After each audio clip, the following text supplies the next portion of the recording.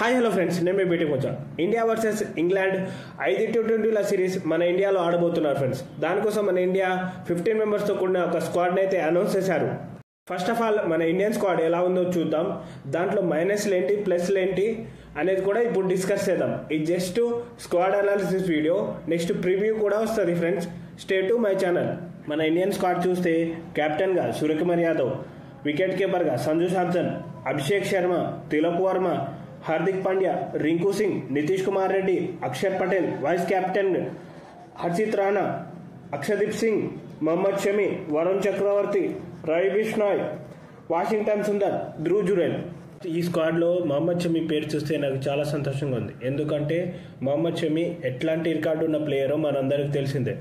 అతను world cup మంచిగా ఆడిన తర్వాత అతనికి ఇంజురీ అయితే అయింది. అందు మధ్యలో ఐపీఎల్ కూడా మిస్ చేసుకున్నాడు.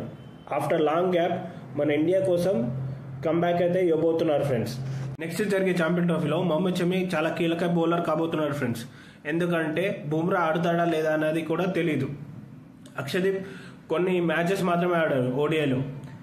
ఇంకా ఎక్స్పీరియన్స్ వైజ్ కానీ టాలెంట్ వైజ్ కానీ మొహమ్మద్ షమి అనేది మనకు చాలా ఇంపార్టెంట్. అతను ఫామ్లో రావడం కూడా చాలా ఇంపార్టెంట్ ఫ్రెండ్స్. ఈ స్క్వాడ్ మొత్తంలో నన్ను సర్ప్రైజ్ చేసిన ఇంకొక విషయం ఏంటిదంటే హార్దిక్ పాండ్యాకు వైస్ కెప్టెన్గా తీసేయడం. అసలు ఒకసారి కెప్టెన్ అంటారు, ఇంకొకసారి వైస్ కెప్టెన్ అంటారు, ఒకసారి రెండు లేదంటారు. ఉన్నాయి, తనకంటూ కొన్ని ప్రాబ్లమ్స్ ఉన్నాయి.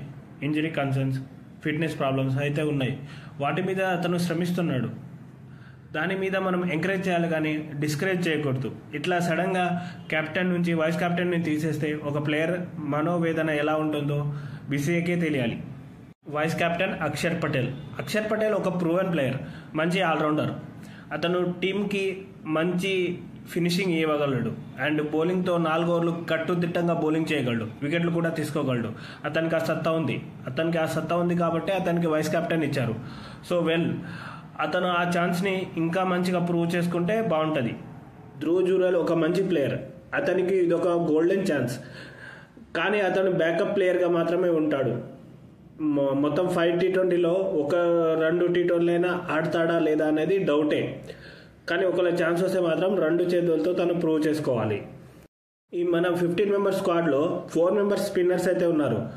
అక్షర్ పటేల్, వరుణ్ చక్రవర్తి, వాషింగ్టన్ సుందర్, రవి బిష్నాయ్. అక్షర్ పటేల్ ప్లేస్ అయితే కన్ఫర్మ్, బికాస్ తను వైస్ కెప్టెన్. అండ్ మిగతా 3 స్పిన్నర్లో ఒకరా అనేది చూడాలి. పిచ్ను బట్టి ఆ 3 స్పిన్నర్లు ఆడిస్తారా లేకపోతే 2 స్పిన్నర్లు ఆడిస్తారా అనేది డిసైడ్ చేస్తారు. ఒకటి చెప్పాలంటే ఇప్పుడు రింకు సింగ్ ప్లేస్ అయితే కొంచెం డౌట్ఫుల్గా కనిపిస్తుంది friends. Because Rinku Singh only బ్యాట్స్మెన్గా ఆడితే మాత్రం తన మీద చాలా ప్రెషర్ ఉంటుంది. అతను కాంపిటీషన్గా చాలా మంది ఉన్నారు, ఆల్రౌండర్స్ 2 ఉన్నారు అండ్ మిగతా స్పిన్నర్లు కూడా ఉన్నారు. సో ఈ సిరీస్లో తనను తాను మళ్ళీ ప్రూవ్ చేసుకొని తన స్ట్రాంగ్ కంబ్యాక్ ఇవ్వాలని కోరుకుందాం.